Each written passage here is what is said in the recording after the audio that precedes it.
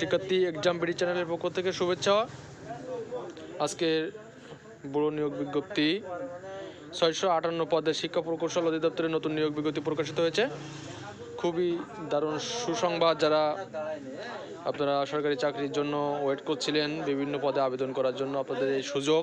658 পদে শিক্ষা প্রকৌশল অধিদপ্তরের নতুন এই বড় নিয়োগ বিজ্ঞপ্তি।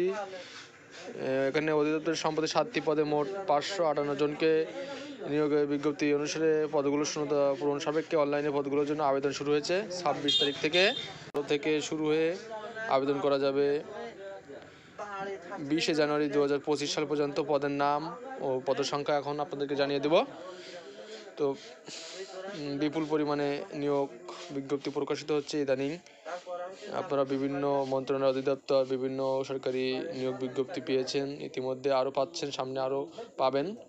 তো হিসাব রক্ষক পদে 7 জন, কম্পিউটার অপারেটর পদে 8 জন, উচ্চমান সহকারী পদে 3 জন, হিসাব সহকারী কাম ক্যাশিয়ার, অফিস সহকারী কাম ক্যাশিয়ার 8 জন, ডাটা এন্ট্রি অপারেটর 308 জন এবং অফিস সহকারী কাম কম্পিউটার পদাধিকারী 20 জন, অফিস সহায়ক পদে সব থেকে বেশি 304 জন পদে নিয়োগ দেওয়া হবে। 304 জন অফিস সহায়ক পদে। এই পদটাতে আপনার বেশি আবেদন পড়ে, বেশি সংখ্যক প্রার্থী এখানে আবেদন করবে। প্রায় 308 জনের জন্য আশা করা যায় 5 লাখের উপরে আবেদন আসবে। তো খুবই বড় একটি নিয়োগ বিজ্ঞপ্তি এটা, আপনারা অবশ্যই আবেদন করবেন। আর বিস্তারিত তথ্য থাকছে এখানে।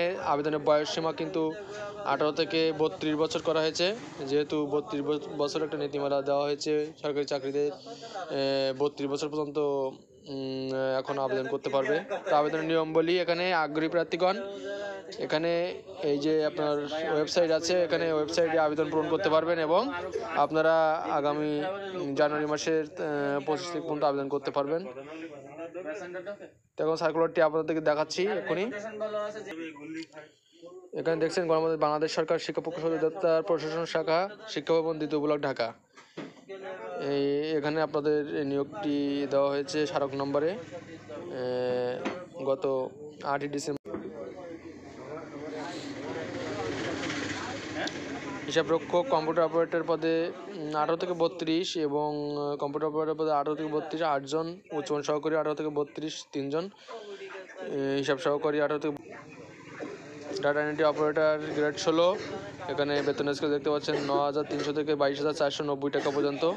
308 জন নিয়োগ দেওয়া হবে এবং অফিস সহকারী কাম কম্পিউটার অপারেটর এখানেও 20 জনকে নিয়োগ দেওয়া হবে। অফিস সহায়ক পদে 304 জন। সবথেকে বেশি যে পদটিতে নিয়োগ দেওয়া হবে সেটি হচ্ছে ডাটা এন্ট্রি অপারেটর গ্রেড 16তম এই পদটিতে।